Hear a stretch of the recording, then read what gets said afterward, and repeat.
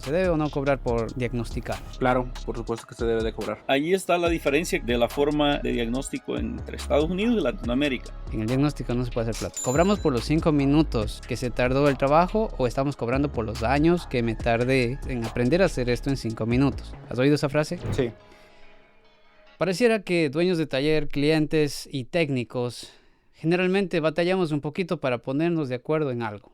El diagnóstico se debe cobrar y cuánto, qué es justo y qué ya es un abuso. Y para desarrollar este tema de la forma más profesional y objetiva posible, tenemos dos invitados, uno con 10 años de experiencia en diagnóstico y otro con 20 años de experiencia en diagnóstico. Queremos ver qué es lo que ellos opinan respecto a algunos de los temas muy frecuentes que ocurren dentro del taller entre clientes y el mismo taller. ¿Qué tal, Fernando? Bienvenido. Hola, ¿qué tal, Jorge? Muy buenas tardes. Pues me presento rápidamente. Yo soy Fernando de MJ Autos, técnico y apasionado del diagnóstico automotriz. ¿Qué tal, Joel? ¿Qué tal, Jorge? ¿Cómo estás? Un gusto estar aquí contigo una vez más. Mi nombre es Joel Navarro. He venido haciendo diagnóstico desde por ahí del año 2005 y pues actualmente trabajo en taller, en donde veo el día a día y también imparto clases y me doy cuenta cómo es, ya digamos, viendo de la ventana para afuera también como instructor también. ¿Qué les parece si vamos directo al grano? ¿Qué es el diagnóstico automotriz? Pues para mí el diagnóstico automotriz es dar con la causa raíz de la anomalía que reporta el cliente, porque muchas veces no son fallos. ¿Y a qué te refieres con anomalía? Porque, por ejemplo, muchas veces el cliente puede reportar a lo mejor un comportamiento raro en el sistema de frenos. Por ejemplo, que está lloviendo y básicamente dice que pisa el pedal del freno y el pedal del freno hace algún comportamiento extraño.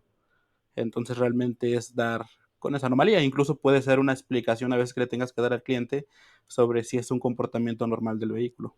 Ok, sería como indagar en lo que le molesta al cliente. ¿Eso te refieres o te estoy entendiendo mal? Sí, sí. Para mí el diagnóstico es encontrar la causa, la raíz del problema. Regularmente la queja del cliente son síntomas y entonces nosotros tenemos que ir a buscar la raíz del problema para poder ofrecer una solución a la queja del cliente. Estoy completamente de acuerdo con ustedes. Pero ¿qué sucede? Normalmente un diagnóstico se entiende por muchas personas de que es conectar la máquina de diagnóstico para que nos diga qué código tiene y eso determine qué hay que hacer con el carro. Es algo bastante interesante porque a veces yo incluso le comento a los clientes con los que tengo más confianza, con mis compañeros técnicos, si realmente el equipo de diagnóstico pudiera dar un diagnóstico, pues realmente el técnico ya no tendría finalidad, simplemente cualquiera pudiera llegar, introducir un equipo de diagnóstico y reparar el vehículo.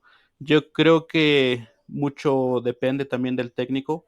El equipo de diagnóstico es tan bueno como el técnico que tiene enfrente. Entonces, el equipo de diagnóstico por sí solo, no. ¿Qué es lo que hace ese aparatito, el escáner? Es una interfaz entre el humano y los sistemas del vehículo. El equipo lo interpreta y lo presenta en una imagen que sea entendible para un técnico, pero al final de cuentas está limitado por la arquitectura, la composición del sistema. Para mí eso es tal vez un 10% del proceso de diagnóstico, conectar un escáner y que te dé código, porque de ahí viene la otra parte, que es ya ir al manual de servicio y utilizar cartas de diagnóstico, saber interpretar, para saber valores. Luego que haces eso, regresas al auto otra vez y te toca que hacer lo que es flujo de datos en vivo en Scanner. Luego que eso te da un área general donde está el problema y llegas con equipos más, multímetros y otras cosas más que vas agregando. Entonces es una fila de cosas para lograr llegar a la conclusión del problema. No, no como muchos clientes piensan a veces que conectas el equipo mágico y te dice, allá está el problema. Ahí está, claro, claro. Exactamente. Entonces, creo que los tres estamos de acuerdo en que diagnóstico, eso es a veces escaneo de códigos generalmente, ¿no? O sea, los escáneres hacen más que escanear códigos, pero por lo general uno conecta para ver qué códigos de error nos está dando y tratar de partir como una base. Otra concepción también del diagnóstico automotriz y que me ha pasado y que sé que muchos clientes tienen esto es que dices tú, por ejemplo, hablabas de los frenos, tienes que ser una tembladera. Ok, te voy a hacer diagnóstico, ¿no es cierto? No siempre sabes la raíz exacta solamente por el síntoma. Entonces vas, haces el diagnóstico y dices, no sé, tenías un caliper o una mordaza trabada que se estaba recalentando y el disco y te generaba la vibración. Y le cambias, te aprueba lo que sea. Pero luego, mientras ya vuelvas a hacer la prueba de ruta, te aparece algo más y que no estaba contemplado. Tal vez una vibración similar, pero no la misma. Y le dice al cliente, tenemos que hacer otra vez diagnóstico. El cliente va a decir, pero no me hizo diagnóstico ya. ¿Cómo es que me tienen que volver a hacer? ¿No tendría que decirme ya todo que estaba mal con el carro? O sea, ¿por qué dos diagnósticos? Entonces el cliente cree que el diagnóstico es saber todo lo que está bien y todo lo que está mal del carro en una sola pasada. Muchas veces la percepción del cliente, como lo comentas, es tú estás diagnosticando y tienes que saber todo lo que está mal en el vehículo y de una vez anticiparte a lo que va a estar mal en el vehículo, pero eso es bastante complicado. Realmente cuando viene por un diagnóstico, yo me enfoco principalmente en el problema que él reporta o en la anomalía que él reporta. Entonces, si me reporta una anomalía de ruido de motor, pues yo me enfoco directamente a eso. Si ya durante la prueba sale un problema en el sistema de frenos, en la caja de cambios, se tiene que volver a hacer un diagnóstico. En estas circunstancias que comentas, no va a ser el diagnóstico, van a ser los diagnósticos. Entonces no hay que Sí. entender que el diagnóstico es todo lo bueno y lo malo que tiene el carro en una sola pasada. Para mí, todo el auto que llega al taller siempre hago un autoescaneo de todos los módulos. Y también la otra parte que hago siempre es verificar el estado de los monitores, porque allí me indica si alguien ha metido mano y ha borrado recientemente código. Y eso Ujú. lo reportamos por escrito, que vamos a suponer que ponemos que el catalizador no está el monitor corrido y que pues existe potencial de una falla. Vamos a suponer que existe una reparación de cualquier cosa y después regresa el cliente y dice, oh, la misma luz está encendida. Sí, pero ya estaba eso antes. Y después viene el Claro. enfoque, ¿me entiendes? De la queja del cliente. Pero hay casos que llegan que no hay queja. Luz de check-in encendida nomás. El cliente necesita pasar emisiones. Entonces, el objetivo es hacer pasar las emisiones. Entonces, a ese punto, tienes que arreglar todo lo que está allí. Y de allí es donde viene separar en diagnóstico por sistema. Luz de check engine encendida. Para mí esa es una queja. ¿Tú por qué dices que no sería una queja eso? Regularmente es la queja que llega a veces al taller, pero sin síntomas de que el auto puesta que arranque, no es que pierda fuerza ni nada, no que a veces llega solo porque tú dices, ok, ¿cuál es el problema? Luz de check engine nomás encendida y necesito pasar emisiones, un ejemplo. Claro, claro. Entonces ya hemos hablado un poquito sobre qué hay que hacer para diagnosticar y realmente qué es un diagnóstico, ¿no es cierto? ¿Qué sí se promete y qué no se promete en un diagnóstico? Vamos a entrar al punto ya caliente. ¿Se debe o no cobrar por diagnosticar? Claro, por supuesto que se debe de cobrar. Se le invierte tiempo, se le invierte bastante en equipos de diagnóstico, multímetros, osciloscopios, escáneres. Entonces es bastante la inversión, el tiempo, el estudio, el conocimiento, pagar manuales, pagar plataformas. ¿Y cómo cobras, Fernando, esto? ¿Valores fijos por diagnóstico, por hora, por la herramienta que usaste? ¿Cómo le haces? Te va a depender mucho. Es que no se puede cobrar por hora porque digamos que no puedo decirle a un cliente que le voy a cobrar 3 horas por diagnosticar cuando a veces me termino tardando una semana, ¿no? Estaría perfecto que en 3 horas pudiéramos resolver todos los problemas, pero eso no va a pasar. Entonces a veces hay que preparar al Ujú. cliente desde el principio. ¿Cómo le preparas? ¿Cómo es eso? Pues de entrada le digo, pues ya sabes que aquí te vamos a resolver tu problema, pero te va a salir caro. Ahí está la diferencia que yo te decía de la forma de diagnóstico entre Estados Unidos y Latinoamérica. Y aquí tienes que decirle o sí al cliente por anticipado y él te tiene que aprobar o no. Entonces, o sea, siempre tienes que anticipar y decir, tanto tiempo te voy a cobrar. Y no puedes como tener una carta abierta. Eso es curioso, sí, porque bueno, como dice Joel, pongamos esto en contexto. Fernando, estás en México, ¿verdad? Sí. Joel, ¿en qué estado estás? En California, Y yo estoy en Nueva York. Entonces ahí Joel y yo tenemos algo en común que es cierto, aquí por regulaciones no puedes decirle a un cliente, no sé cuánto te va a costar. Tienes que decirle cuánto te va a costar de entrada. Pero ¿cómo tú le haces, Fernando, para que el cliente diga, ok, haz lo que tengas que hacer y luego me dices si es 3 horas o una semana? Muchos de los vehículos que nos llegan, que es ahí donde empieza, digamos que una de las ventajas, es que ya son vehículos que ya pasaron por varios talleres. Entonces, hasta cierto punto tratamos de agarrar vehículos que ya pasaron por varios talleres, donde el cliente hasta cierto punto lo único que le interesa es que se resuelva su problema. Entonces, Mm. justamente ahí esos clientes son los que ya no tienen tanto problema para pagar. Hay ocasiones donde el cliente te llega y te dice, arréglalo. Aquí las regulaciones pues no son tan estrictas. No pasa como ustedes, que le tengo que dar ya desde ya. Desde ya el cuánto. Pero eso hay que entenderlo también bien, porque pues tampoco podemos hacer magia aquí, no es que somos adivinos para saber cuánto va a tomar. Pero te hago una pregunta, Fernando. Vamos a ver si me equivoco. Estoy seguro que si te demoras un mes, digo una semana en ese diagnóstico, no le cobras la semana. No, no se puede. Exacto. Entonces, ¿cómo estableces el valor de ese diagnóstico, por ejemplo? Un diagnóstico complicado. Es que a veces sabes que perdiste económicamente, pero sabes que ganaste conocimiento. Y sabes que lo vas a recuperar más adelante, pero por el momento estás números abajo. Me pasó con 2 camionetas que estuvieron Ya. 2 años, no, estuvieron 6 meses en diagnóstico y después de 6 meses se hicieron funcionar, pero pues es una pérdida. Económicamente es pérdida. En conocimiento fue bastante buena, aprendí bastante. Yo me convencí de eso también y luego me peleé con eso. Y así a muerte me peleé con esa idea porque yo veía que por más conocimiento y conocimiento y conocimiento, siempre hay cositas que salen del manual. Tú ves un diagrama, pero alguien le intervino y le mandó para una alarma y ya no está allí, ya es diferente. O sea, y volver a repetirse ese escenario a veces es complejo. Pero yo le voy a preguntar a Joel que cuando yo estaba en el jardín de infantes, él ya estaba haciendo mecánica.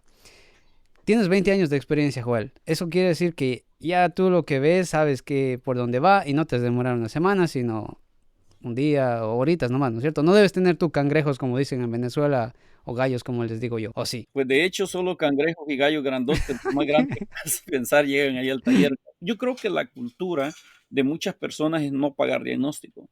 Y lo primero que prueban es donde no les cobran y cambian partes que no necesitaba el carro y ya después llegan a pagar diagnóstico. Entonces es lo que pasa ahí en el taller. Eh, yo creo que el 70% de los autos que llegan a diagnóstico ya traen algo cambiado. O sea, te indica de que esas personas quisieron reparar sin adivinando tal vez o qué sé yo. Ya, claro. O sea, la mayoría viene de esa manera y hay unos que no es complicado, no que ellos no tenían el conocimiento adecuado para atacarlo. Y hay otros que sí son complicados, que ya le metieron, y muchos talleres lo que hacen es toman y dicen, no, esta es pérdida para mí, lo mando para otro lado. Entonces, con alguien que se dedique más a la especialidad o esa área. Entonces, por lo general, ya nosotros en este tiempo, yo tengo ya unos 2 años, quizás más o menos, que ya Ujú. no, ya si no pagan, pues ya no agarro, no me meto, pues. O sea, antes era pelear con el carro hasta arreglarlo y era mi, como quien dice, mi trofeo. Pero Claro, claro. había mucho problema, ¿me entiendes? Que el cliente después no quiere pagar. Entonces, hoy en día yo pues digo, ¿sabes qué? El carro no es mío, mejor pues ya aplico el conocimiento con las limitaciones que yo pueda tener, pero que me paguen. Entonces, en el taller sí hemos estado aplicando mucho eso y hemos cobrado por cada diagnóstico, pero sí te digo, tenemos equipo y conocimiento, entonces a veces hace la diferencia con otros porque vienes incorporando lo que es conocimiento, equipo, y conforme te metes mucho en la práctica de eso, lo vas a hacer más rápido que otro, pues, por la repetición que haces de eso, pues. Entonces, sí llegan mucho al taller así, y entre ellos, pues llegan unos ahí fáciles a veces, que no, pero es la minoría, no es la mayoría. Ahí, por ejemplo, yo también sí quiero estar bien de acuerdo en que la experiencia sí hace la gran diferencia, pero los cangrejos, los gallos, los problemas esos que te sacan canas verdes, nunca se van y no creo que se van a ir. Y yo estoy seguro que si pasamos 20 años más o 30 años más, va a salir nuevos carros, nuevas tecnologías, nuevos problemas. No sé si a ustedes les pase, pero a mi taller llega mucho problema intermitente. Seguro a ustedes no les pasa eso, ¿no? No, sí, también. Entonces, yo no sé si es que por el hecho de haber computadoras involucradas, se vuelve todo más intermitente. Porque no sé si a ustedes les ha pasado en su computadora que aparece el blue screen. Han visto, ¡pa! Están trabajando y les aparece la pantalla azul. ¿Qué es Sí. eso? Miles de cosas. Entonces, creo que al computarizarse todo, al tener más elementos, seguridad, confort y todo eso, eh, nos traen nuevos problemas. Entonces, yendo a la idea de Fernando que decía que tal vez es un aprendizaje para el futuro, ¿tú te ves en algún punto, ahorita tienes 10 años en esto, te ves a los 20 como Joel, sin problemas ya de ese tipo y monetizando todo ese tiempo no cobrado que estás ahorita básicamente diciendo que te lo comes, ¿no? No, siempre va a haber. Yo digo que es que la industria automotriz cambia muy rápido. Tantito aprendes algo y ya dices, ya aprendí, ya estoy listo para empezarme a ser millonario y llega otro vehículo y resulta que no, que te acaba de romper la ilusión. Exactamente, yo por eso te digo que terminé peleado con eso porque para mí todo era eso, el reto, el aprendizaje y estudiaba teoría y me quedaba hasta la madrugada si era necesario, pues tenía que arreglarse carro y me daba gusto cuando esa vaina se arreglaba Pero me di cuenta que en realidad el cliente solo me traía el carro a mí porque yo era el único que estaba dispuesto a meterle tanto tiempo sin cobrarle, ¿no? Y un taller le iba a decir, hey, si me metí 8 horas aquí, 8 horas te tengo que cobrar. ¿No crees, Fernando, que tal vez por eso algunos clientes pueden decir no a algunos otros talleres? No, es que aquí me quieren cobrar, pues Fernando no me cobra. O sea, él dice, yo te diagnostico, se tarda una semana y me cobro, ¿qué? Un día, 2 días, si es que... Desde mi punto de vista también creo que son pocos talleres y son pocas personas las que se van a involucrar tanto en solucionar un problema. Justamente muchos los venden desde el punto de vista de negocio y después de 2, 3 días prefieren deshacerse del vehículo y no meterse en problemas, que también es válido, ¿no? Al final de cuentas un taller tiene que generar dinero.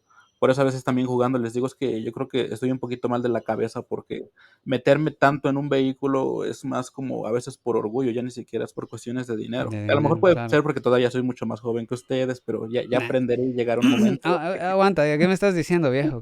No, mentira. ¿Qué edad tienes, Fernando? 35 años. Te llevo uno. O espérate, no. Sí, creo que sí te llevo uno, te llevo uno. Ya perdí la cuenta. Ya. Siempre que estoy cerca del cumpleaños, no estoy seguro cuál es el siguiente que viene, pero sí, te llevo uno. Y Joel, ¿cuántos tienes vos? 46. Entonces sí, ahí están esos 20 años, ya te digo, ahí está representado. ¿Sabes, Fernando? A mí cuando me llegó el trancazo fue a los 5 años. A los 5 años dije, esta madre no va a ningún lado, pero no sé, quisiera conocer un poco más sobre, por ejemplo, tú trabajas dentro de un taller, pero como rentando el área, ¿verdad? Sí. Para ti mismo, tus propios trabajos. Aparte de ti, de tu salario, ¿hay alguna otra responsabilidad que tengas? A veces pago gente, sí, a veces pago ayudantes. Yo creo que lo que más invierto es en equipos, en licencias. Para que tú hagas rentable eso, las herramientas, todo lo que inviertes, que sabes que el escáner lo compras hoy, para el próximo año tienes que estarlo ya actualizando. Y la actualización a veces cuesta cientos de dólares, si es que no más. Y tú vas a tener que crecer. Toda esa inversión que estás haciendo, monetizarla y que no se te desperdicie por el paso del tiempo porque se vuelve obsoleto, atender más clientes. Pero ¿cómo le harías ahora para tú solito atender más clientes? Sería como difícil. Tendrías que avanzar ya tal vez a empleados, ¿verdad? A un taller y todo eso. Y ahí es en donde se vuelve más complejo regalar el tiempo de diagnóstico, porque ya no es solamente lo que yo me como, digamos, en lo que estoy dispuesto a perder por el tiempo que le estoy metiendo, sino que yo tengo la responsabilidad de pagarle ya a los empleados, tengo la responsabilidad de pagar licencias y todo ese tipo de cosas. Entonces, ahí es en donde se vuelve como el reto de cómo cobro esta vaina. Y por eso es que los talleres nos vemos forzados así, cobrar ese tiempo, porque caso contrario, dejamos sin trabajo a todos los que trabajan con nosotros y tal vez me quedo solo yo regalando el tiempo, porque un empleado no me va a trabajar gratis, el de la renta no me va a esperar. Entonces es, al menos aquí en el taller chiquito que yo tengo, son decenas de miles de dólares al mes que tengo que sacar para cubrir gastos. Y que yo creo que si están allí es porque es en pro del mismo cliente. O sea, yo no compro un escáner para mí, compro un escáner para arreglar el carro del cliente. ¿Sí o no? Y me entreno Sí. para eso. Entonces ahí es en donde yo vería un problema, Fernando, escalar eso hacia un taller. Sí, realmente si se pretende un taller que se dedique a puro diagnóstico, puede hacer que los números no terminen No saliendo cuadran, ¿no es cierto? tan bien. Siempre tienes que meter mantenimientos y eso porque puro diagnóstico no va a cuadrar, no va a salir. Voy a suponer que lo que estás diciendo, Fernando, es en el diagnóstico no se puede hacer plata, porque no cuadran los números. O sea, si no cuadran los números, porque estás perdiendo plata. Sí, pero a veces no tanto como piensa la gente. Sí deja dinero el diagnóstico, sobre todo cuando pues ya tienes varios clientes que sabes que pagan bien, por ejemplo, que ya sabes algunas fallas repetitivas que puedes corregir de manera correcta, entonces sí deja dinero, pero por ejemplo hay otras áreas donde yo he platicado con más gente y sin hacer menos cualquier área de la parte automotriz, pero por ejemplo una vez me decía una persona que se dedica a programar llaves. Yo prefiero programar llaves. Yo voy y la programo y si queda bien y si no queda me voy. Y si tú le inviertes 3, 4 horas diagnosticando y luego peleándote con el cliente para que te pague. Sí, es verdad. Pero mira, tú también dijiste, hacemos el diagnóstico, como no cuadran los números por allí, hacemos otros trabajos para que vaya cuadrando. Eso quiere decir, ¿y cuáles son esos otros trabajos? Cambiar suspensión, cambiar tal vez llantas, hacer frenos, cambiar fluidos, cambios de aceite, todo este tipo de cosas, ¿no es cierto? Entonces, yo iría al punto en el que decimos a veces, ¿cobramos por los 5 minutos que se tardó el trabajo o estamos cobrando por los años que me tardé en aprender a hacer esto en 5 minutos? ¿Has oído esa frase? Sí. Súper romántica, pero mira que si tú haces un diagnóstico así, boom, flash, ¿tú lo cobras por tiempo o tienes una tarifa mínima? ¿Cómo haces eso? A veces ya se cobra basado en otras reparaciones del mismo diagnóstico. Y es un tema bien contradictorio porque para el cliente fueron 5 minutos. Exacto. Para mí fueron a lo mejor semanas donde la primera vez me pasé diagnosticando ese mismo fallo. Nosotros en el taller tenemos un cobro base por el diagnóstico. El cobro base es, si es algo simple, que mete el carro y veo algo desconectado, te conecto. Bueno, puede ir desde los $45. Empezamos con lo más básico. Luego de eso te voy a cobrar $180 porque ese es el tiempo promedio que me puede tardar un diagnóstico sencillo. 3 horas. No, $180 es una hora. Ah, ok. Hay que entender que las horas yo no les presento ni siquiera como horas al cliente, porque hay veces en las que tú vendes una hora y te demoras 2, pero le cobras una hora. Y hay veces en las que le vendes una hora y te demoras media hora, pero les cobras una hora. Entonces, en cierta forma, creo que estaríamos hablando de algo similar, ¿verdad? O sea, porque al final lo que creo que tenemos que cambiar de allí es que nosotros no deberíamos vender necesariamente tiempo. Es que creo que no hay tiempo para diagnóstico, o sea, como que decir en 3 horas te voy a tener el diagnóstico, creo que va a pasar el 10% de las veces. El otro 90 o se va a extender o se va a cortar. Aquí todo es medido en tiempo. No hay cosa que no te lo miden en tiempo. ¿Qué? Te van a dar un trabajo de frenos, hora y media. Te van a dar esto, media hora. Todo viene medido. Entonces, en los talleres que yo he trabajado, lo peor ha sido en flat rate. Trabajando en flat rate haciendo diagnóstico, porque máximo en una Aclaremos hora, un poquito qué es ese flat rate, Joel. ¿Qué es flat rate? que es pagarte por trabajo, por tiempo. O sea, lo que dice el libro. Entonces vamos a suponer que en ese taller donde yo trabajaba haciendo diagnóstico, te daban una hora para diagnóstico. Pero si en una hora yo no tenía una respuesta y yo quería pedir más tiempo, me decían, no, pues es que ya no puedo cobrarle más al cliente. Un buen técnico tendría que darme una respuesta en 45 minutos máximo de un diagnóstico. Y esa te lo ocupan, creo, el 70% de los talleres que yo conozco. Que un buen técnico debería dar una respuesta en máximo unos 45 minutos y los otros 15 minutos tomando café, dicen, en una hora que te dan. Entonces el tiempo está medido por una hora. Que en todos lados donde yo he ido es una hora, excepto el taller anterior a este que trabajé, me daban a mí hora 20 minutos por diagnóstico. Y yo, yo creo que el 70-80% de diagnóstico lo sacaba en ese tiempo, yo sin dejar ventanas abiertas. En una hora, tal vez el 50% sale. Pero fíjate, mira, esa medición del tiempo, por ejemplo, por regulación también tú tienes que poner en la pared del taller cuánto cobras la hora. Porque aquí hay regulación. Me imagino que allá lo mismo, Joel, ¿sí o no? Sí, claro.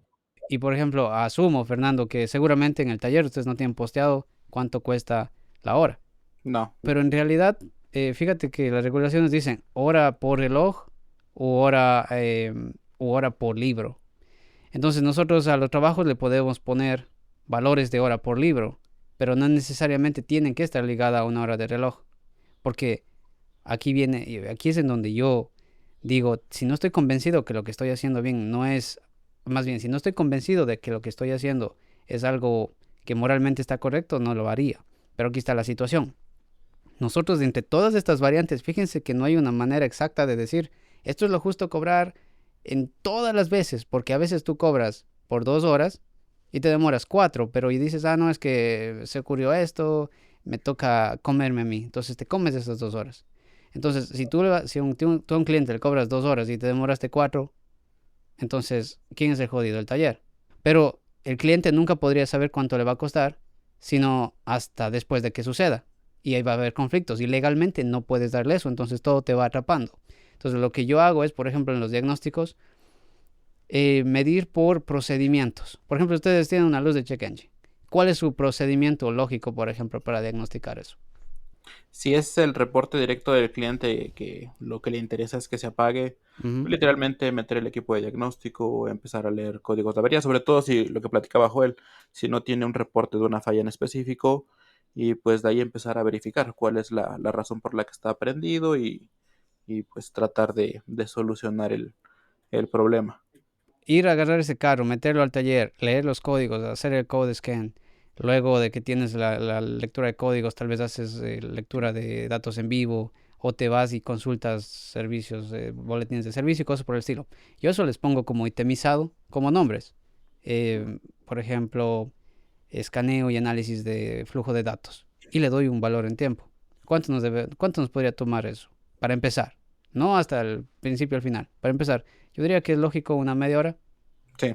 Entonces le pongo 0.5 horas. Después de eso voy a hacer research, que es buscar si es necesario TSVs, cosas por el estilo, por esas fallas cuando es necesario. Buscar la teoría de operación de los códigos, por ejemplo. A veces no todos sabes exactamente en ese modelo cuándo se setea el código, cuáles son los parámetros. Otra media hora. Entonces ya le ponemos como valor de una hora. Entonces le digo, el valor de diagnóstico inicial, como mi hora es de 180, es de $180. Puede ser que me toma la hora, puede ser que me toma media hora, puede ser que me toma hora y media. Pero yo ya le presento para empezar eso. ¿Cómo le hago si hay más códigos y múltiples problemas? Bueno, yo con esa hora, que yo sé que es una hora, pero al cliente le digo son $180, partimos con cualquier cosa adicional si se necesitaría. Entonces yo medio como que allí he ido cambiando ese chip de dejar de hablar al cliente de horas porque le confundo. Sí le tienen que hablar de eso al cliente porque es la cantidad de tiempo que me dan a mí. Entonces, en el taller donde yo trabajo, antes tenían paquete de diagnóstico 1, 2 y 3. Teníamos el de los diésel que comenzaba en 300 y los europeos también. Y los otros en $200 que tenemos los que comenzamos. Entonces ellos le dicen, ok, ¿cuánto cuesta el diagnóstico? Bueno, el diagnóstico cuesta, el diagnóstico inicial cuesta $200 hasta una hora de tiempo utilizado. Hasta, Claro, correcto. en ese tiempo, como tú dices, hay veces que yo me paso, hay veces que lo hago en menos, pero ya cuando va llegando a la hora es donde comienza ya tu fatiga, ¿me entiendes? Ya que no tienes nada para ofrecer a veces. No, no, o sea, Ya, ok. ok, tú vienes y me dices, ok, ¿qué necesitamos? Y yo le digo, pues es que no, todavía no tengo nada. Entonces, los autos yo los trato, los diagnósticos diferentes, de acuerdo al tipo de auto, experiencia y todo este tipo de cosas. Te voy a hablar de un ejemplo de un auto reciente. Casi todo el tiempo yo llego, hago el autoescaneo y mi siguiente paso es boletín informativo, porque esos autos modernos, desde que salen enfermos y hay que buscar la medicina de esa manera. Pero si es un auto ya un poquito más viejo, siempre yo comienzo autoescaneo y todo eso. Vamos a suponer que tengo un código de MiFire, pero el auto no tiene MiFire en este momento.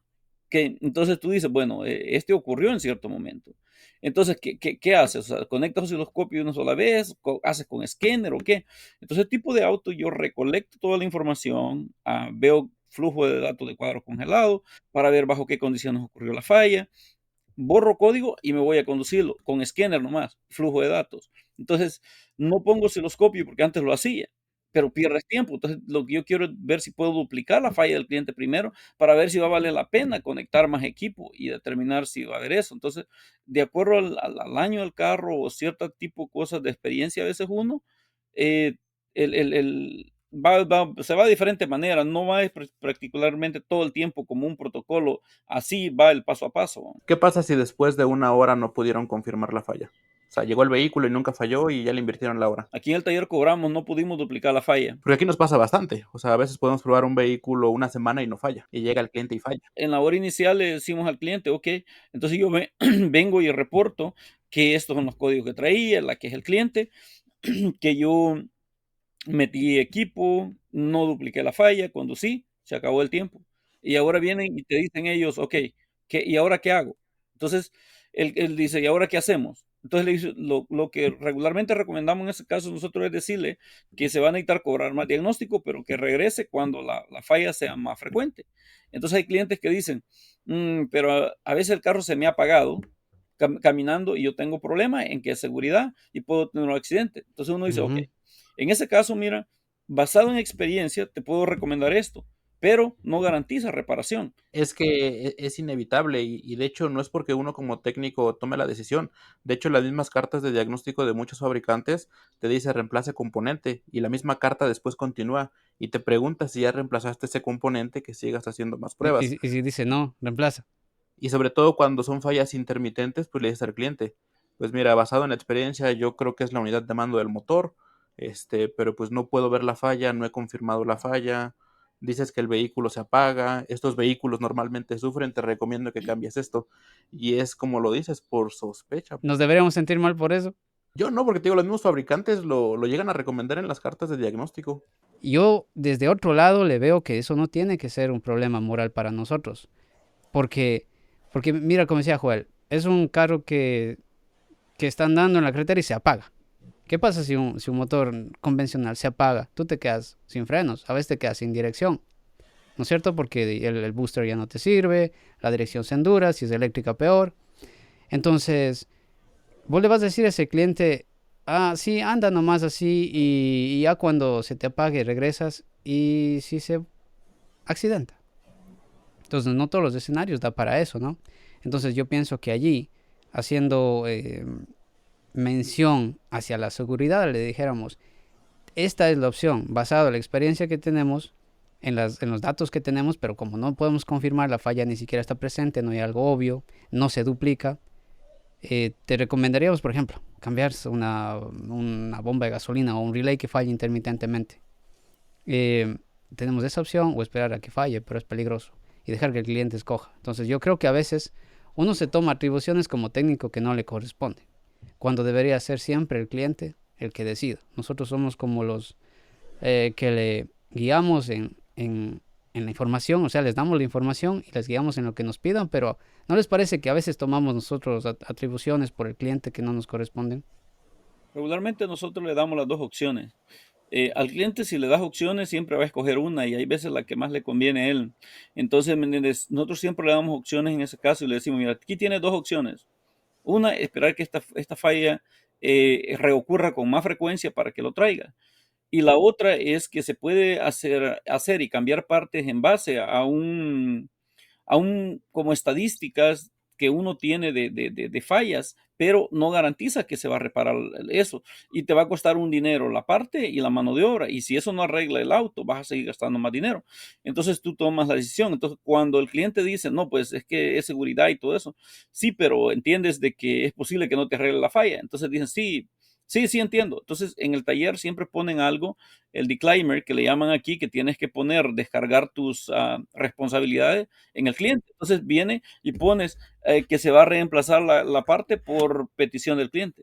O sea, no como que tú no tomaste esa decisión. O sea, Claro, no le se diste debería. opciones a él y él tomó esa decisión.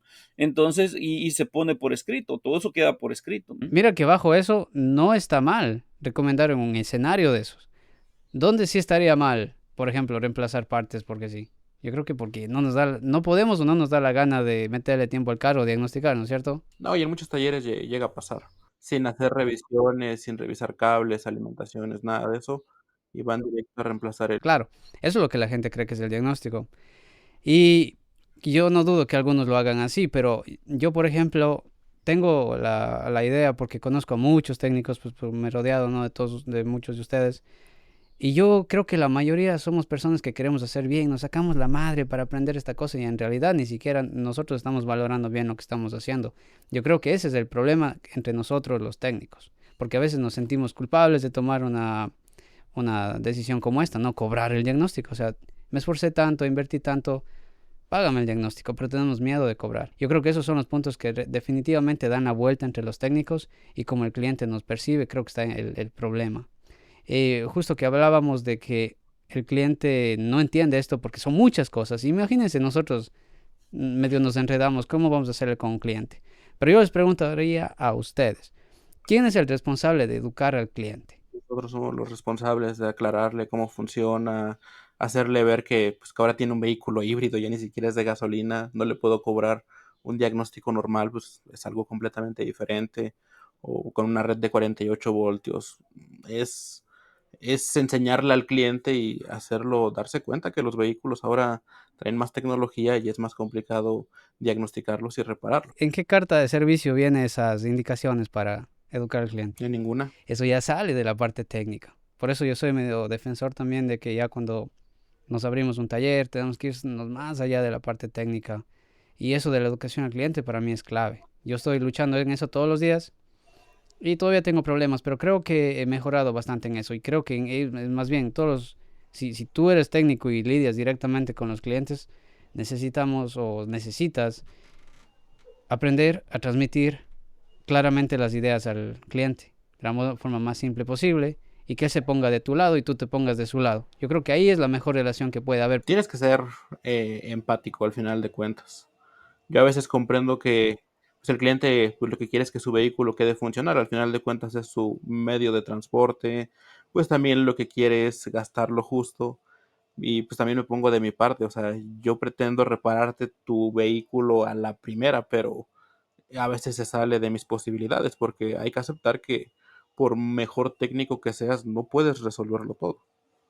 Ahí tengo dos preguntas, Fernando. La primera es, ¿dónde está la línea en donde te preocupas por el cliente por empatía y en donde te preocupas por el taller, en este caso tu propio negocio? Bastante complicado y aunque suene muy cursi, a veces hasta los sentimientos entran, ¿eh? Cuando una persona de por favor revísame el vehículo, es que no queda, ya lo llevé y ya gasté. Y dices, bueno, le voy a invertir tiempo y es incluso dependiendo de lo sentimental que seas, yo creo que cada quien va a encontrar esa línea en un punto diferente. Puede haber alguien demasiado seco y yo vengo a hacer dinero y no me interesa lo que el cliente sienta. Te salen tanto, es tanto la reparación y se acabó. O sea, creo que depende mucho de la persona. ¿Cómo estás con ese corazoncito vos, Joel? Derrotado y sin cariño, dice. Pues mira, fíjate que es como es bastante complicado porque yo siempre trato de ayudar a las personas, pero creo que empecé a pensar más en mí después porque me empecé a dar cuenta que había muchas personas que yo quería ayudarle y terminaba siendo el tipo malo yo después. Y yo terminaba gastando tiempo, a veces hasta poniendo parte, que no me las pagaban. Entonces, y yo por querer ayudar y hacer algo, entonces llegué a un punto donde yo empecé a decir, ¿sabes qué? Ya, ya lo voy a ver más como un negocio y no tanto como una obra de caridad o algo así, pues, porque es muy complicado. Las personas, yo sí entiendo, necesitan su auto, necesitan todo eso, han pasado problemas, pero al final no valoraron algo que yo estaba haciendo más allá de negocio. O sea, porque a veces que tú puedes ser seco, como dice en el negocio, y hay veces que tú mezclas los sentimientos. No, pues esta persona pobrecita tiene esto, le voy a meter extra trabajo, le voy a meter, le voy a limpiar hasta esto, y terminas y te dice, ¿y por qué me estás cobrando tan caro? No, hombre, sí, eso estaba fácil. Y entonces tú Ujú. vienes y de tu integridad, tú resaltas y dices, sabes que estaba tratando de hacer lo mejor de mí, dándole más de la cuenta, y me salen con esto. Entonces de allí llegas a un punto donde tú dices, bueno, ¿sabes qué? Yo voy a lo que tiene el vehículo y lo que ocupa. Claro. Fernando, tú decías, por ejemplo, si alguien se dedica solo a hacer plata a esto y le vale madres la gente, ¿cómo describirías ese tipo de empresario mecánico? O sea, ¿qué exactamente estaría haciendo de mal? ¿Por qué sería malo que abra un negocio para hacer dinero? Pues, realmente no creo que sea malo, porque pues, creo que si se abre un negocio, todos queremos hacer dinero, ¿no? Pero hay personas que no tenemos la capacidad de ser tan secas. Yo para evitarme eso, a veces lo que hago es evitar diagnosticar vehículos que tienen más de 15 años, Mm, porque ya por experiencia generan muchos problemas. Lo arreglas de algo y ya después viene el cliente a Exacto. reclamarte de 20,000 cosas y Pensé que era el prefiero único evitarlos. Eso que... sí, prefiero evitarlos para no tener inconvenientes, ¿no? Sí, pero mira, por eso yo digo a veces creo que se dan malos entendidos. Nosotros no estamos hablando de joder al cliente en ninguna forma. Simplemente por el lado de Fernando dice, yo me pongo al lado de ellos a veces, me da pena, ¿no es cierto? No sé cómo le llaman ustedes, tal vez digo otra palabra, porque pena para los ecuatorianos significa como esa parte sentimental en donde te pones al lado de alguien. No necesariamente Sí. lástima ni nada de eso. Tienes como esos sentimientos. Y por el lado del otro lado, Joel dijo, bueno, yo tenía eso, pero no me ha ido bien, así que simplemente ahorita voy a hacer mi trabajo, te voy a decir cuánto es y decides si puedes o no puedes hacerlo, ¿no es cierto? Ok, déjame Entonces, corregir algo ahí. Yo no era claro. así, me hicieron así. Ya, Me hicieron así, sí, sí, sí. ya, exacto. Entonces, sabes que yo he seguido coachings y cursos y cosas para el manejo de taller y lo que primero dicen es, deja tus sentimientos fuera del precio. Y hay un ejemplo que me gusta mucho que dijo el instructor, decía, mira, dice, haz esto, dice, si ves esto, esto es tu billetera. Esto no va a pagar la reparación del carro, deja que el cliente saque su billetera y diga si es algo que le conviene o no le conviene. Entonces, como te digo, yo moralmente siempre he pensado que debo hacer las cosas bien, porque si yo no estoy convencido de que lo que le voy a recomendar a ese carro es lo que le recomendaría a mi mamá, a mi hermano, que también van para el taller, entonces no lo haría. Y en ese sentido, yo he llegado a entender que el carro es del cliente y los problemas que surjan en ese carro lo tiene que pagar el cliente. Y es justo que lo pague el cliente. No es justo que lo pagues tú como técnico, ni es justo que tu familia pague eso porque tú no quieres cobrar lo que vale tu trabajo, que al final sustenta a tu familia. Entonces, yo desde ese lado, digamos que estoy de acuerdo con que tiene que ser una relación más fría, pero tampoco que te valga madres el cliente. O sea, yo pienso que ese cliente puede ser mi hermano, puede ser mi mamá, puede ser mi esposa, y va a estar yendo a un taller en donde yo quiero que le informen bien, que no le mientan, que no le exageren cosas y le permitan tomar una decisión sin engaños, ¿me entiendes? Entonces, yo hago eso en el taller. Presento todo lo que necesita el carro. A veces es mucho para algunos clientes, se entiende, no hay problema, piden opciones, se les da, pero se les dice eso queda bajo su riesgo.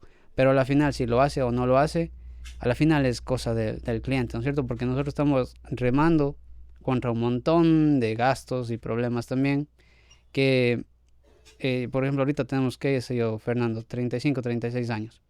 Sí, Tú te das cuenta que en 15 años vamos a ser cincuentones. sí. Y si seguimos en esta vaina, ¿será que nos jubilamos bonito? Entonces yo creo que también debemos pensar en eso. O sea, a los 55, 60 años ya no vas a poder hacer lo mismo que estás haciendo ahorita. Entonces yo creo que si desperdiciamos todo ese tiempo y si tenemos familia y todo, también debemos ponernos en ese lado, ¿no? Y para mí la mitad es hacer las cosas como si estuviéramos haciendo para cualquier familiar. Lo que es, lo que no es, y que el cliente decida. Es bien complicado ser técnico.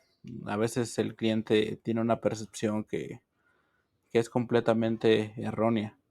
O sea, no nos levantamos y decimos, ah, pues hoy quiero engañar al cliente o algo por el estilo, ¿no? O sea, no somos así, o la mayoría piensa que no somos así. A veces yo cuando me equivoco, creo que yo hasta siento feo porque me equivoqué, porque digo, ya le hice gastar al cliente, pero pues también los vehículos cada día son más complejos y es inevitable. Y te bota para atrás, claro. Y ¿sabes qué pienso yo también, para acotar allí? Es que a veces cuando yo quiero arreglar un carro y quiero que ese carro se arregle y ya ha pasado por tantos talleres o eso dice el cliente o él mismo cambiaría, no sé, pero yo quiero arreglar ese carro. Pero digo al cliente, oye, necesitamos meterle 3 horas de diagnóstico mínimo aquí o hacer diferentes test para que sume como 3 horas. Entonces dice, no, no, es mucho dinero. Entonces y digo yo, entonces significa que para él, que es el dueño, que tiene el problema, es mucho dinero y para mí no, que tengo que meterle ese trabajo gratis, que ni siquiera es mi carro, no lo voy a manejar, no lo voy a disfrutar. Entonces en ese caso, peor todavía debería, creo yo, invertirle más tiempo a ese carro, porque ni al dueño le importa. ¿Sí me entiendes? Por orgullo, o sea, y eso está mal. O sea, yo lo veo desde creo que por eso no hago dinero, porque necesito quitar esa parte de Ya, orgullo, claro. de lo voy a reparar nada más por quererlo ver reparado, ¿no? Allí es donde vienen dos partes, mira. La parte de ser técnico y manejar un negocio. Porque hay personas que pueden ser muy buenos técnicos, pero malos negociantes. Y yo he visto muchos que no son buenos técnicos y son buenos negociantes. Tienen ingresos en sus talleres y no tienen gente que a veces ni sabe, son gente y mueven el negocio y gastan dinero. Y persona que quiere hacer bien las cosas y todo eso, no tiene ingreso porque a veces porque te embarcas mucho como yo quiero sacar a falla, quiero sacar a falla, quiero sacar a falla. Y al final es que no hayas límite. Y dices, ya solo esto voy a hacer. Y cuando vienes a ti, te fue, no, pero mejor esto también. Y cuando vienes es una cadena donde no hay el punto donde parar, ¿me entiendes? Ahí creo que lo que acabamos de hablar demuestra que ser técnico no te habilita a tener un taller ni a vender. Cosas separadas. En mi caso, bueno, yo tengo ya varios años aquí en Estados Unidos, pues desde el año 99 vengo trabajando en talleres. Y pues, aunque yo no soy dueño de taller, pero sí veo cómo funcionan los talleres y aparte yo todo el tiempo he hecho trabajo por mi cuenta afuera, que los manejo diferente que el taller. En el taller yo desde que agarro el carro ya tengo presión del reloj. Y en mis trabajos de afuera a veces no me pongo tanto a presión del reloj, no que me pongo más como qué tipo de aprendizaje le puedo sacar a este carro, qué prueba hago para esto. Y en el taller estás, ¿me entiendes?, en producción de dinero. En la corporación donde yo trabajo, en la mañana, cuando abren el taller, empiezan. ¿Cuál es la proyección que tenés de dinero hasta ahorita? ¿Cuántos trabajos pendientes tenés?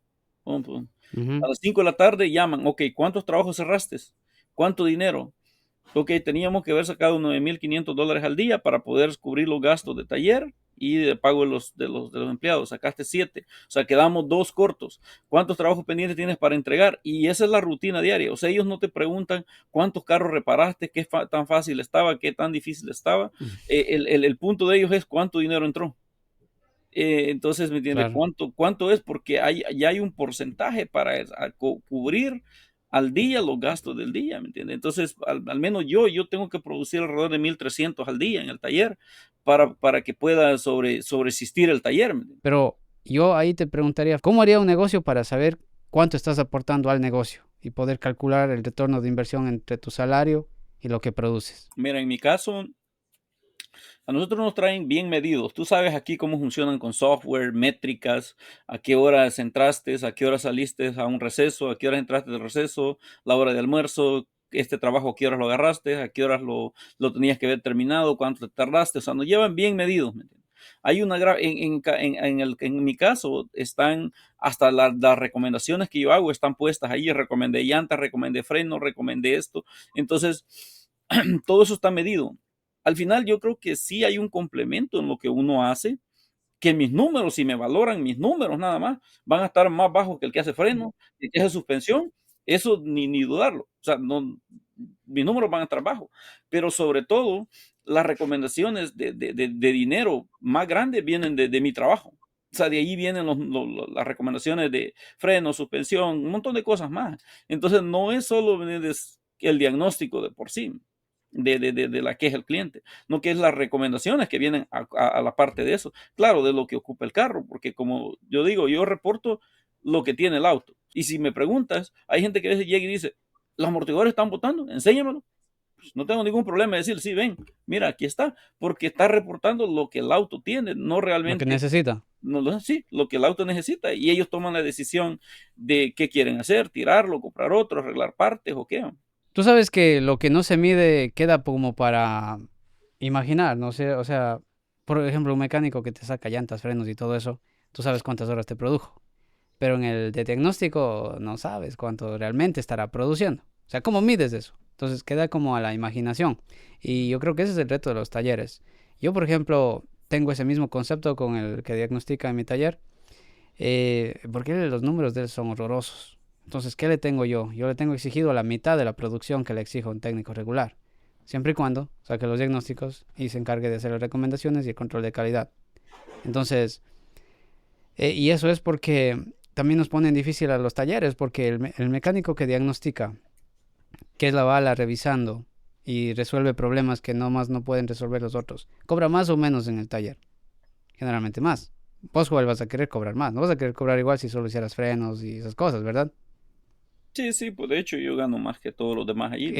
Exacto. Ahora resulta que el que más le pagamos es el que no podemos medirle cuánto nos produce como si le pudiéramos medir a un técnico. Entonces, ese también es otra batallita que creo que por eso en los talleres nos la ponen bien difícil, que es cobrar lo que cuesta mi diagnosticador al cliente también, por lo que hablábamos, porque el cliente es difícil mostrar ese valor. Cuando Fernando decías del diagnóstico que te sientes mal porque no hiciste un diagnóstico certero, ¿no es cierto? ¿A qué te refieres con diagnóstico certero? Aquí en Estados Unidos se oye mucho el arreglar bien a la primera vez. ¿Te refieres a eso? Sería eso, o sea, básicamente decirle al cliente esta es la falla, hay que cambiar esto y el vehículo queda funcional. Digamos, yo llego con un carro al taller y digo, mi carro vibra. Ahí vas y manejas ese carro y yo digo, sí, ahí está la vibración. Y cuando frenas, así, ok, me diagnosticas, arreglas los frenos, cambias los rotores, los discos doblados o les rectificas lo que tú hagas allá. Voy a la carretera y mi carro vibra. Y te digo, hey Fernando, mi carro sigue vibrando. Pero ahora resulta que el convertidor de par también está haciendo así.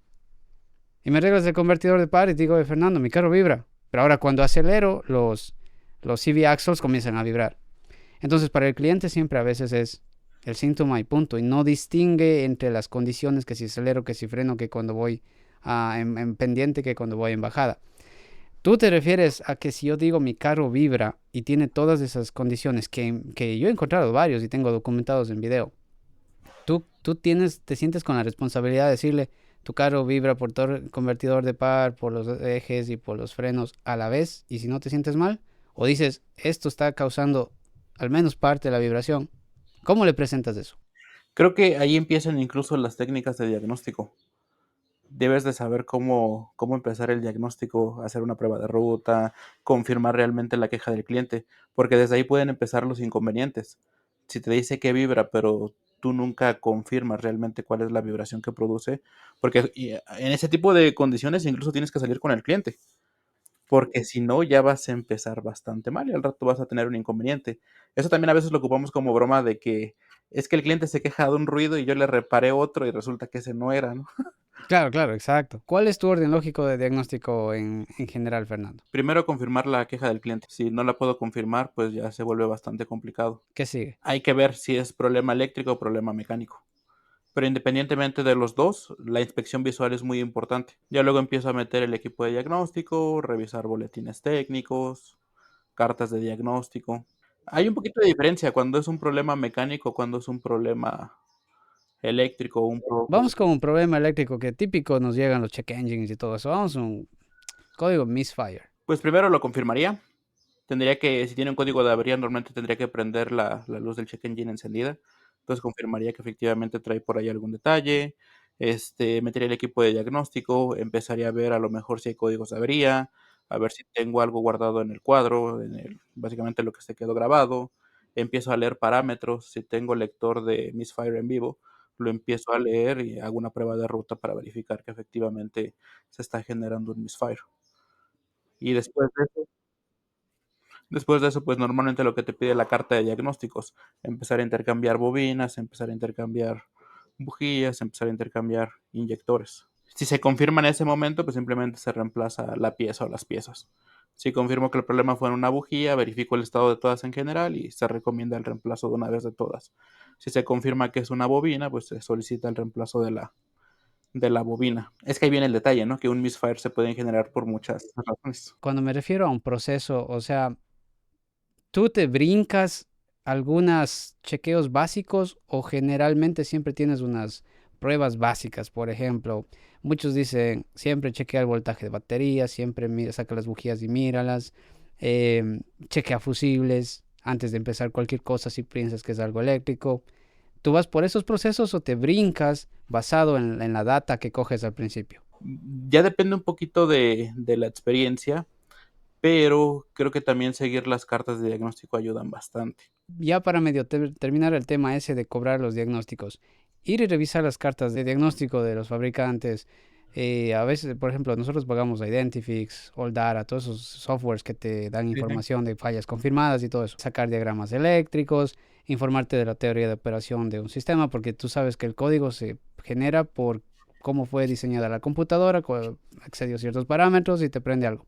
Todo eso, uno no lo tiene en la cabeza, ¿o sí? No, No, ¿verdad? Entonces tienen que ir a averiguar. ¿Tú ya cobras el diagnóstico allí o empieza después de que te has informado bien de eso a contar lo que te demoras? es parte del diagnóstico. Pero no sería que el cliente está ahí pagando porque tú no sabes y tienes ahorita que ponerte a estudiar para saber cómo funciona ese carro. Hay bien otra cosa interesante que a veces nos critican demasiado los técnicos, ¿no? En redes sociales y nos llaman cambiapiezas y que no sabes y eso, pero es que ningún técnico lo puede saber todo. Técnico que diga yo lo sé todo de cualquier vehículo, que lo demuestre y le damos el premio que quiera. Le apostamos lo que sea, ¿sí o no? Porque vos sabes que eso no es cierto. ¿Quieres hacer viral un video? Pon un error que cometiste en las redes sociales y vas a ver comentarios, pero te tiran, pero pum, pum, pum, por todos lados. O No sea, les diga eso a las editoras que a ellas les encanta sacar mis cagadas y sí, así pasa. Y es parte de diagnosticar, o sea, no puedes saberlo todo. De hecho, yo tengo un dicho bastante interesante que básicamente un técnico bueno no es el que lo sabe todo, sino que sabe dónde está la información, sabe en qué momento utilizarla y sabe interpretarla. Sí, sí, yo estoy totalmente de acuerdo con eso, pero ve, fíjate que como al final fue algo facilito, igual te van a dar palo, ¿no es cierto? Entonces, yo creo que siempre es importante informar al cliente, determinar si es el adecuado, trabajar con él, empatizar con él, porque él va a empatizar contigo, porque es el cliente adecuado. Y yo creo que ahí tenemos mayor posibilidad de éxito. Joel, ¿cuál es tu proceso de diagnóstico? mira, hay muchos, depende del sistema. Vamos a hablar un sistema evaporativo, un ejemplo. En un sistema evaporativo yo tengo la misma base en cualquier carro. sea, no importa la marca, no ando viendo, nomás veo el código y la rutina de prueba es la misma sin importar la marca del carro. ¿Ok? Entonces ya tengo un parámetro. O sea, si yo tengo un código de fuga, llega un cliente y dice, ok, tiene fuga de sistema operativo. Una de las primeras cosas que yo veo es el que te mide el tanque para ver si recientemente le echó gas, que está casi lleno. Y otra parte, ya después de eso, digamos que está bajo o lo que sea, no te da una referencia.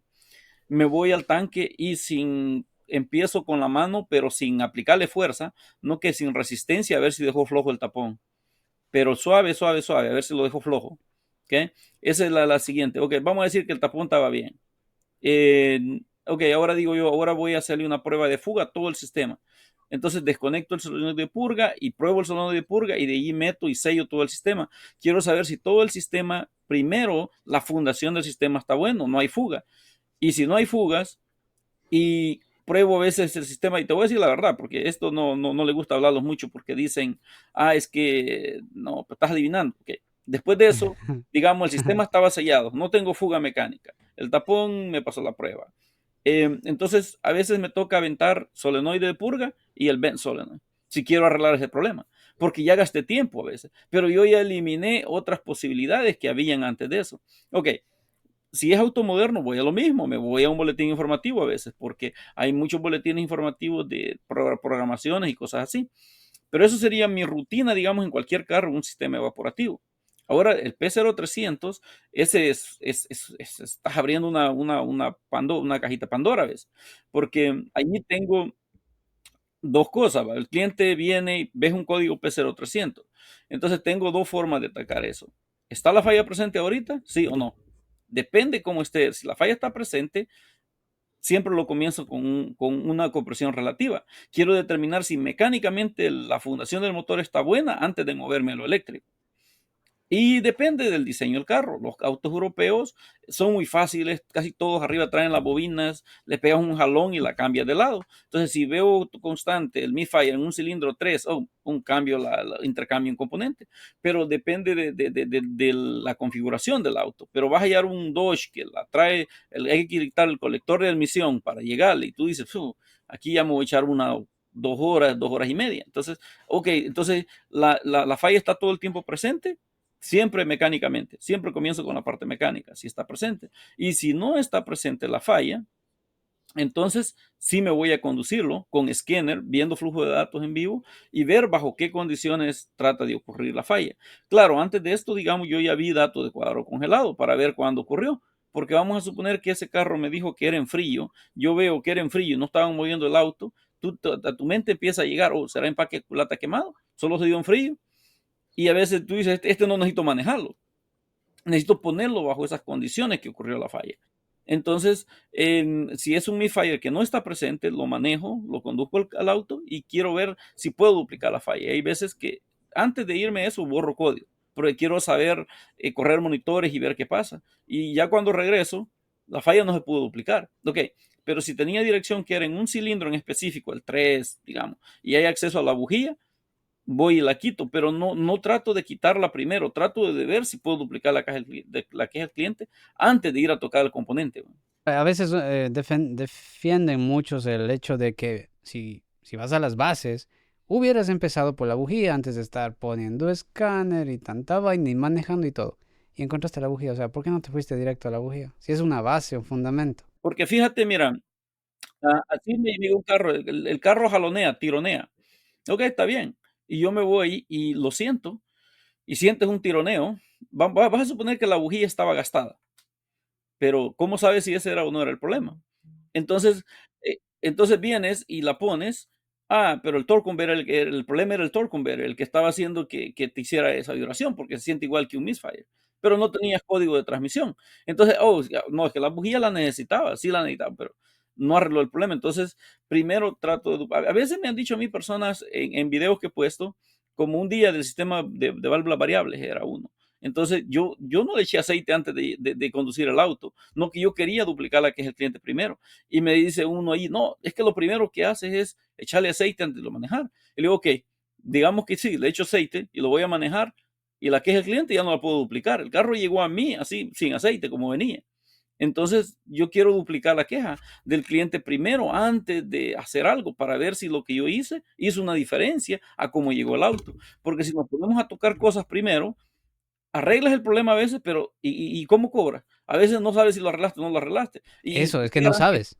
Ujú. ¿Y Claro, cómo garantizas algo? exacto. Y a veces sabes que Fernando, no sé si te ha pasado, pero a veces es llegar a ver si está apretada la batería. Ese movimiento chiquito arregló ese pinche problema, él hizo más Sí, intermitente. y ya, se quitó. Se jodió. Entonces yo soy de la idea, incluso yo no toco nada. Trato de no tocar absolutamente nada, puro análisis y todo. Pero ¿no sienten ustedes que a veces la experiencia les juega chueco y les bota de algunas cosas tal vez más sencillas de revisar? Pasa algo bien interesante. Creo que mientras más técnico eres, como que la misma falla la ves en muchos diferentes escenarios. Entonces, sí, sería bueno a veces ir directo al fallo, pero sí se tiene que llevar un procedimiento para poder garantizar que se va a resolver. Pero ¿cómo vas a ir? O sea, ¿se puede ir siempre directo al fallo? ¿Cómo? Ni que fuéramos brujos. Que adivinar. Exacto. Y lo malo es que si algún cliente llegó hasta aquí, eso que están pidiendo en realidad no existe. Nadie puede ir directo a la falla. ¿Ustedes en qué confiaran más? ¿En alguien que sigue unos procedimientos porque sí? ¿O el man que tiene todo eso en la cabeza, experiencia y máquina, que está buscando por dónde es la mejor ruta a seguir ese caso? Claro que siempre considerando lo más sencillo primero, ¿no? Porque a veces uno se olvida de eso también, pero sí uno cranea la ruta en base a toda esa experiencia y eso es lo valioso, por ejemplo, de un técnico. Eso es lo que puede a veces hacer la diferencia, a veces, entre que te demores una hora para determinar algo y te demores un día entero o nunca porque no tienes todo eso detrás, toda esa experiencia. Entonces yo creo que los tres estamos de acuerdo que tenemos que duplicar la falla del cliente, estar seguros que es lo que el cliente siente o manifiesta y la mejor ruta se arma en base a toda la información que tenemos en nuestro haber, en la experiencia y los equipos que contamos y todo eso. Por ejemplo, Joel, ¿has visto tú en los Hondas que dice tapa de gasolina floja y es la Porsche? En muchos autos, en Ford, en muchos te dice que tapa de combustible floja, pero la estrategia del ingeniero es que supuestamente después que vio que hubo cambio en la aguja de combustible, hizo una prueba de fuga y determinó en ese momento, entonces interpretó como que, oh, que le acaban de echar combustible, dejaron floja la tapadera. Y es bueno porque llegan mucho con tapaderas nuevas al taller, ¿me entiendes? Pero ya logran aprender que no solo porque ahí dice que es la tapadera. En esos casos, la válvula de purga, ¿cómo vas a probar el flujo? Porque al final esa falla cuando hay como el duty cycle chiquito y el flujo no es el esperado por la computadora. Ahí no hay forma, o sea, ahí tienes que mandar la válvula, ¿no? Por experiencia. O sea, a veces se pegan porque por un momento trabajan bien, dependiendo de la temperatura y Ujú. eso, y después Intermitente. ya se quedaron pegadas o se quedó entreabierta y a veces entra un poquito la experiencia y dices, ok, pues vamos a reemplazar el componente por experiencia. Exacto. Y yo, por ejemplo, yo no le veo nada de malo, pero si tú dices o sea, si tú dices eso así públicamente, sin contexto, la gente cree que ya eso es el cambiapiezas. Y ahora dime, Jorge, ¿qué haces? Me llegó una Jeep al taller con sistema evaporativo hace poco, le hice todas las pruebas, me pasó todo. El eSIM, le llaman a la partecita del semor, falla mucho. Y pues bueno, vamos a cambiar el eSIM. Lo cambiamos, regresa a los 2 días con el mismo código. Y le digo, yo, ¿no sabes qué? Me agarraste esto de Auro. Le digo, tráeme lo quiero de un original. Y pusimos el original y se arregló la falla. Ahora viene la otra parte. ¿Cuánto tiempo vas a gastar a veces? Bueno, hay personas que solo cambian la parte y confían que porque la parte está nueva debería haber reparado el problema. Pero la situación es que a veces con partes nuevas avientas más problemas a veces de lo original que traía el auto más otro problema. Y ese es lo que te viene haciendo a veces que cómo pruebas. O sea, si no sabes probar, parte y ya metiste una nueva y confías que porque era nueva, tiene que estar buena. Ese es el otro problema en estos días que contamos mucho en los talleres nosotros ahí.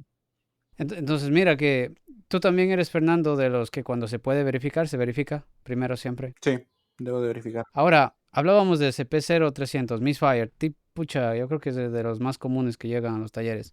Vos sabes que hay diferentes causas, y sobre todo si hablamos de check engine. El cliente dice check engine encendido, encontraste el P0300 o el 2 o el 3 o lo que sea. arreglaste la bujía, las válvulas, lo que sea que haya necesitado ese carro, y te vuelve a dar el mismo código, pero por causas diferentes. Entonces, tú, digamos, consideras que ahí no hiciste un buen trabajo, o cómo haces esa interacción ahora con el cliente para explicarle que tiene el mismo código, que tiene la misma luz, pero la causa es otra, y que no crea que le cambiaste algo que no necesitaba. Lo que pasa es que él simplemente ve el testigo. Entonces, normalmente cuando ven el testigo, interpretan que el testigo solamente se prende por una situación. Pero, por ejemplo, puedes entregar un vehículo bien y nos ha pasado en algunas ocasiones. A lo mejor arreglas todo bien y de repente se va el vehículo y vuelve a regresar con el check engine encendido, ya sin fallar el vehículo, pero por ejemplo ahora se prendió por la eficiencia del convertidor catalítico. Pero el cliente asume que es lo mismo. No, pero vamos a suponer que ese auto te llegó con un P0300, verificaste las bujías estaban gastadas, recomendaste bujías cables y lo pusiste y ahora sigue siempre con el P0300, o sea, con el mismo código, con el mismo síntoma, digamos, con la justificación, ¿me entiendes? Por cómo lo hiciste y por qué no arregló el problema. ¿Me Entonces, claro, no sería certero allí. Allá habría que explicarle la teoría al cliente, ¿no? Porque la teoría es bastante interesante, que realmente el monitoreo se hace hasta cierto punto de manera indirecta. Lo que se verifica es la rotación del cigüeñal y la velocidad. Entonces, hasta un problema mecánico, por ejemplo, un volante doble masa en mal estado, pues puede provocar algo como eso. Y a veces un código P0300 se puede hacer sufrir más de lo que uno pudiera llegar a Uf, imaginar. sí, No tienen idea de lo que un código P300 puede hacerte sufrir. sí. ¿Sabes qué? Ahora que dices eso, imagínate que ese mismo cliente te dice a ti, Fernando, no sabes qué, usted no sabe lo que está haciendo, yo me voy de aquí, y se va a otro taller. Y resulta que, como dices vos, el volante Bimasa le causaba el misfire y dice, acá me hicieron gastar en todo esto y no era el problema. Sí, eran las dos cosas.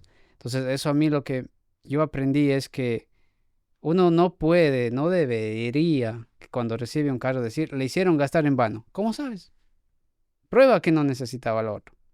Y nosotros a veces lo decimos muy de buenas a primeras. Este cliente le hicieron gastar en otro taller y yo lo arreglé. ¿Cómo sabes que no necesitaba al menos parte o todo lo que le cambiaron allá? ¿Me entiendes? ¿No crees que nosotros, sobre todo Fernando, Juan también que está en redes sociales, tú has pecado de eso? Yo pequé eso al principio y hasta que me comenzaron a mí a decir que no arreglé cosas que yo probaba que están malas y que después ya estaban buenas, pero había algo más, dije, espérate, yo no puedo estar diciendo que en el otro lado le cobraron, le robaron, le hicieron esto, porque la verdad es que yo no sé qué pasó con ese carro. No puedes probarlo. A mí me han dicho incluso de que pues ya venía con casi todo cambiado, ya nada más. Tú tuviste suerte y lo arreglaste, ¿no? Y espérate, ¿cómo compruebas que no es cierto? Puede ser. ¿No es cierto? O sea, no sabemos, no sabemos. Pero aparte también eso de clientes me han dicho, ya está todo cambiado. Busque qué falta, eso tiene que ser. No, pero ahora viene con tres, cuatro problemas más porque en el cambio se crearon nuevos problemas y ya el problema original ni tiene y ahora tiene otros. Entonces, es una bola de variantes que solo nosotros que estamos metidos reparando los carros o que tenemos el taller entendemos y que el cliente no está entendiendo. Y no sé si viendo este video pueda entender un poco más si es que llegó alguno de ellos por acá. Pero yo creo que sí está la clave en cómo comunicamos todo eso a los clientes, porque ahí está nuestra falla. ¿No crees?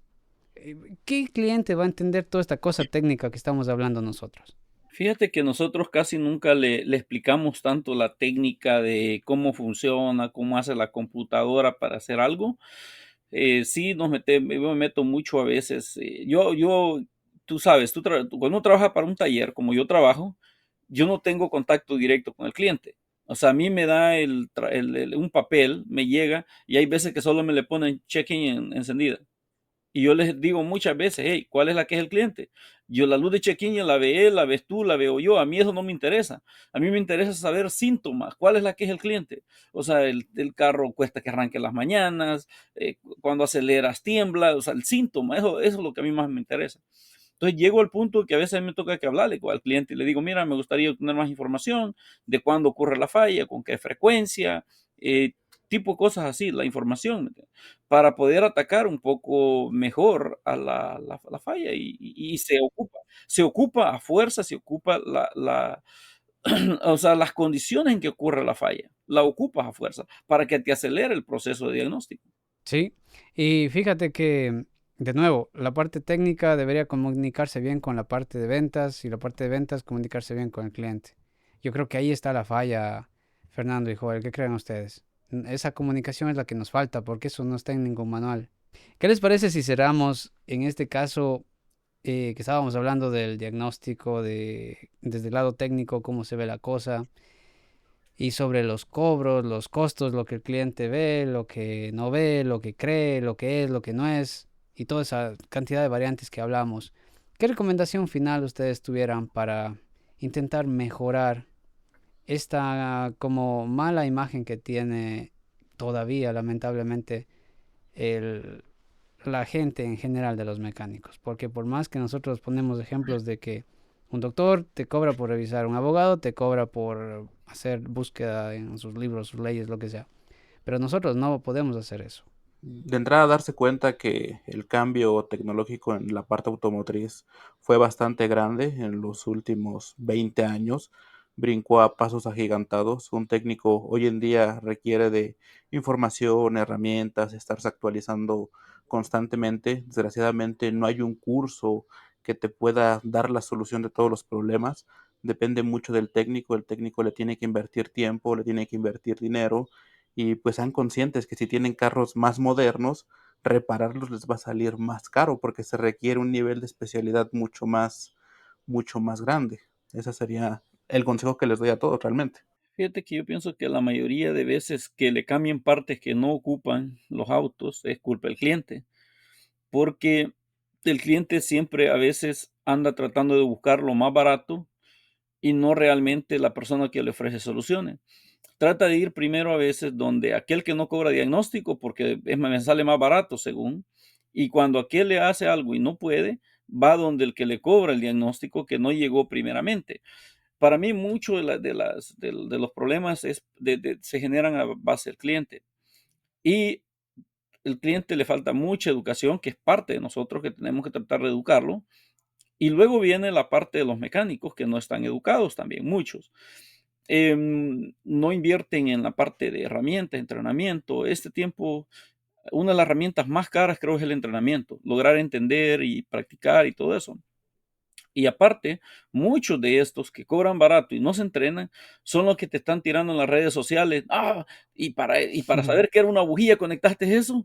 Y eso yo lo hago en 2, 3 minutos. Y la mayoría son mecánicos. No estás hablando de según qué hacen. Entonces, falta mucha educación en eso. Y yo creo que entre todos podemos mejorar esa parte de eso.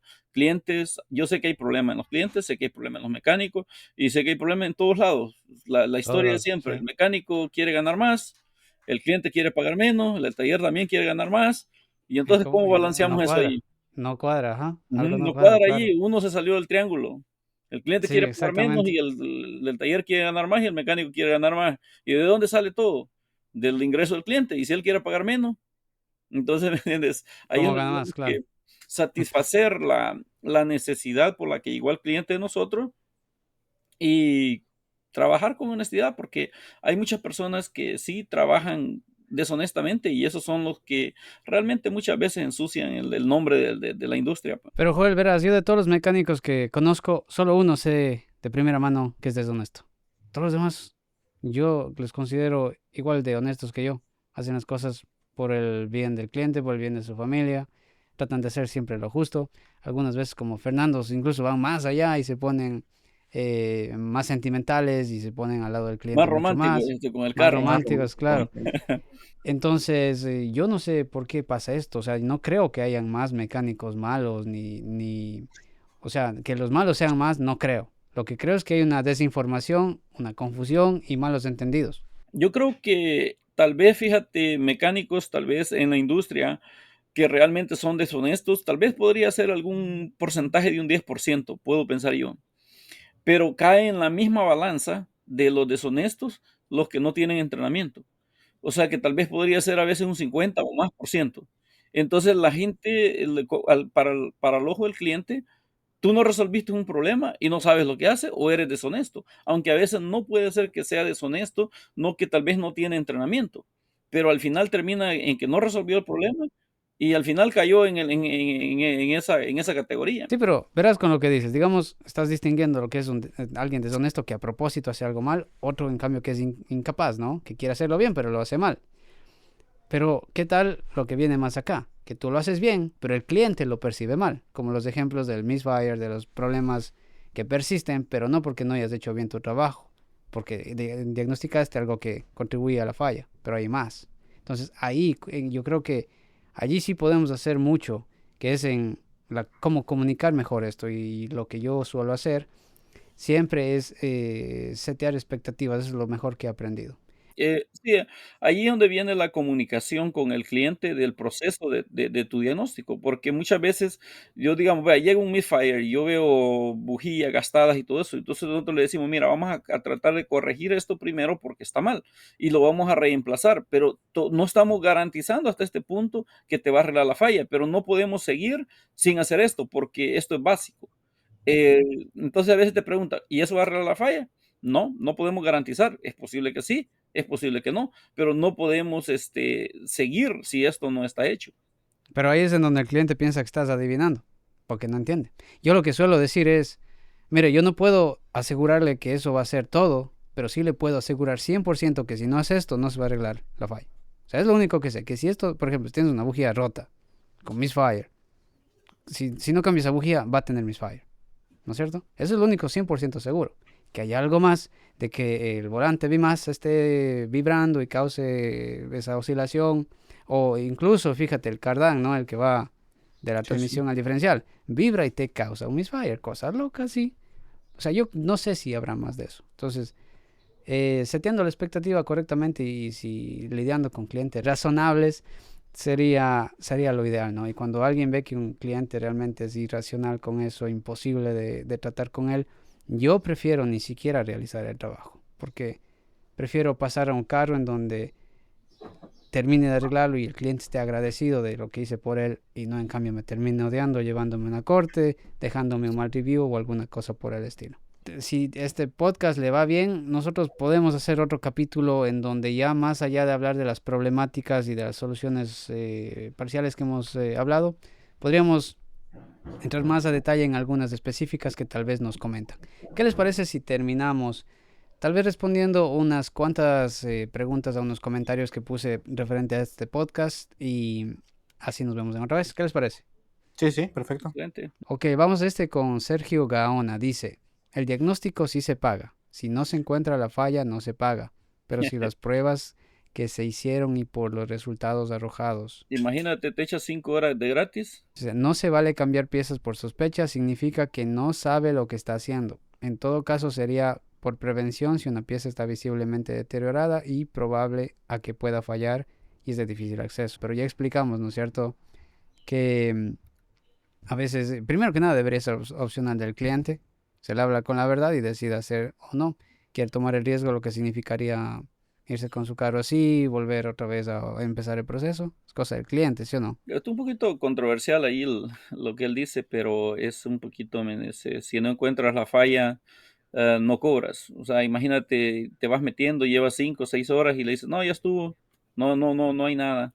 En el taller donde yo trabajo, el tiempo es dinero y el tiempo que inviertes, pues lo invertiste en tratar de buscar problemas y todo eso, y se acabó el tiempo y cobran el tiempo. Bueno. Claro. Muchos clientes te van a comentar que, pero si no me resolviste la falla. Es que fíjate que yo creo que la cultura del latino es diferente a la cultura del gringo aquí.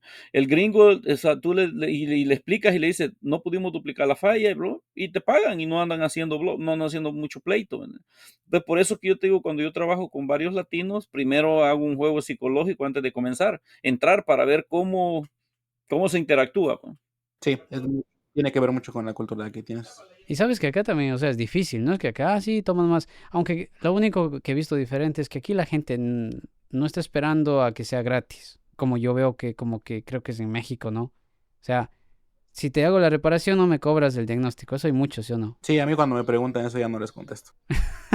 Ni siquiera me tomo la molestia. Pero mira, ¿por qué los clientes dicen eso? ¿Porque a ellos se les ocurrió o porque habemos colegas que estamos haciendo eso porque no sabemos cómo vender el diagnóstico y a veces ni siquiera convencidos del esfuerzo que nos ha costado esto, ¿no? Por eso digo, la solución empieza desde uno mismo allí. Les ha tocado más bien diagnósticos en donde dicen, carajo, no sé qué diablos hacer aquí ya. Me estoy en un muro y yo sé que va a tocar aprender ahorita. Sí, ahora sí que algo que yo no sé. ¿Les ha tocado a ustedes o no mucho de eso? Sí, y hay que invertir en capacitación y en cursos y información Pero ¿qué haces tú con ese carro en ese momento que ya viste esa limitación? pues a veces pedirle al cliente que se espere y que vamos a informarnos y ya él decide si lo deja o se lo lleva a otro lado. Claro, pero si tú ya le invertiste tiempo, ¿cobras o ya no cobras? De preferencia sí, casi siempre se trata de cobrar. Por los procesos previos. Sabes que yo allí ahí sí peco. O sea, yo digo, si me metí en esta madre, ya no sé cómo salirme de esta. Solamente, discúlpeme, no puedo atender el carro, llévese su carro. Pero me pasa muy poco frecuente. ¿Crees que estoy haciendo mal allí? No, también pasa, a mí también me pasa. Hay veces que digo ya, Fíjate que yo con los autos europeos hago bastante eso. Primero me informo antes de meterle mano porque hay muchos de ellos que van a requerir escáner original, cosas que no vas a poder hacer con el equipo que tienes. Y si yo llego a medias y después lo mando a la agencia y se arma un desorden, que yo hago una parte y aquellos terminen otra y después es un problema. Entonces hay autos que muchas veces los rechazo por eso. Pues le digo, ¿sabes qué? No tenemos el equipo adecuado antes de meterme en una bronca, como yo he visto en muchos grupos de WhatsApp o lugares ahí que ya tienen desarmado todo y después, ¿y cómo hago ahora aquí? No, pues que ahora Claro, tienes que claro. resolver, tienes que pagarle a alguien más, tienes que ver cómo hace, levantar en una grúa, en una agencia ese carro, o lo que sea, pero ahora ya estás obligado a resolver. Entonces, en Sí, cambio, yo a veces trato mucho, rechazo carros, o sea, pues no sí. te la sabes toda.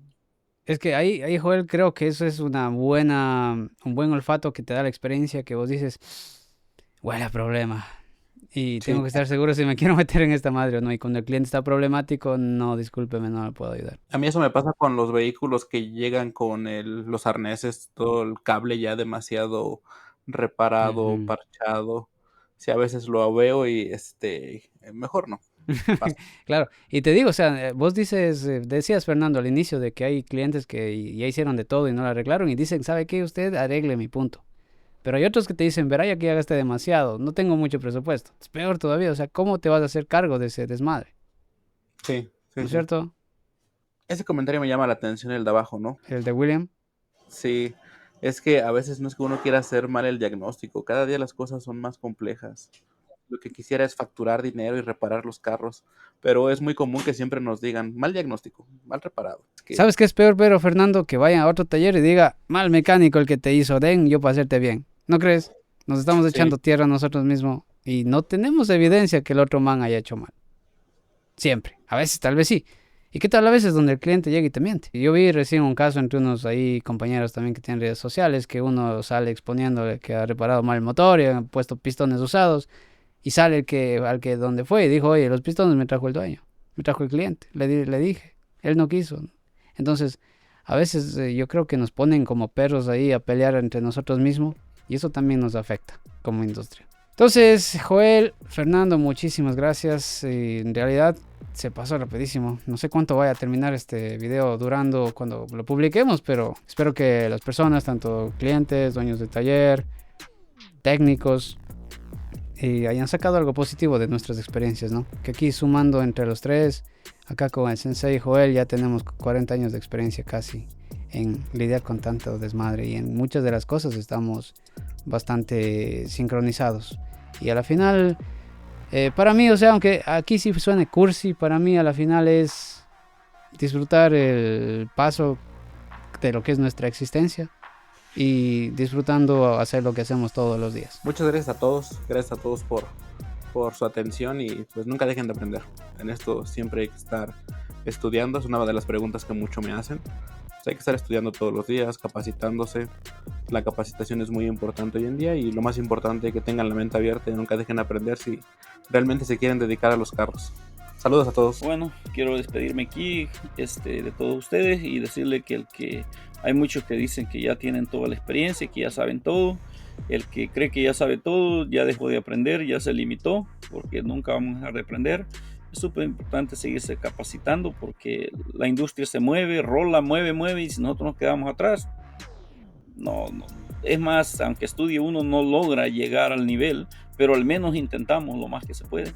Y gracias por haber acompañado en este live, tanto a ti, Fernando, como a ti, Jorge. Muchas gracias. Gracias a ustedes, compañeros. Nos vemos en otra.